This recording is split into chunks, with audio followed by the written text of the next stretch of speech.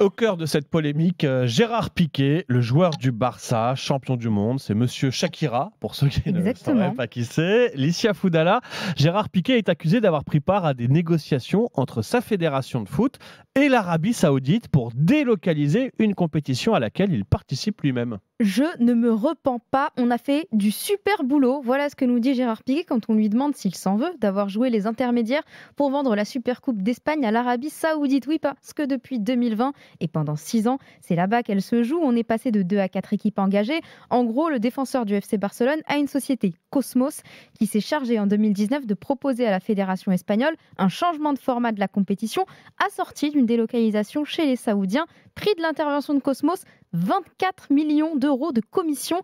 L'ami Gérard s'est donc expliqué en pleine nuit hier sur sa chaîne Twitch. Un conflit d'intérêt? Pas du tout. On s'est dit que changer le format de la compétition la rendrait bien plus sexy et engrangerait au final plus de revenus. Il n'y avait pas que l'Arabie Saoudite qui était intéressée, les États-Unis à Miami ou encore le Qatar, je crois, voulaient notre Supercoupe.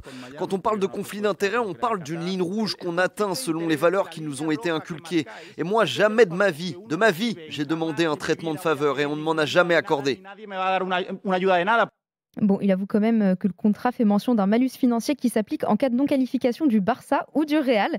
Mais quelle mouche l'a piqué, Gérard? C'est comme si demain, Kylian Mbappé faisait le lien entre la Ligue de football professionnel et un État pour modifier et exporter la Coupe de France, c'est-à-dire une compétition à laquelle il prend part avec son club. Ça date de 2019. Comment ça nous arrive aux oreilles 3 ans plus tard? C'est le site d'info El Confidencial qui a eu accès à des documents et des audios privés échangés entre le Catalan et le président de la Fédé, Luis Rubiales. Piqué assure qu'il n'avait rien à cacher et qu'il fait juste la part des choses entre ses activités sportives et commerciales. Je vous la fais courte, il faut séparer l'homme du sportif selon lui. Pas vraiment l'avis du coach de l'Atlético de Madrid, Diego Simeone. Je n'ai pas envie de rentrer dans ce genre de débat. En plus d'être un joueur extraordinaire, Piqué est quelqu'un de très intelligent. Il possède également sa société, mais ce n'est pas vraiment compatible.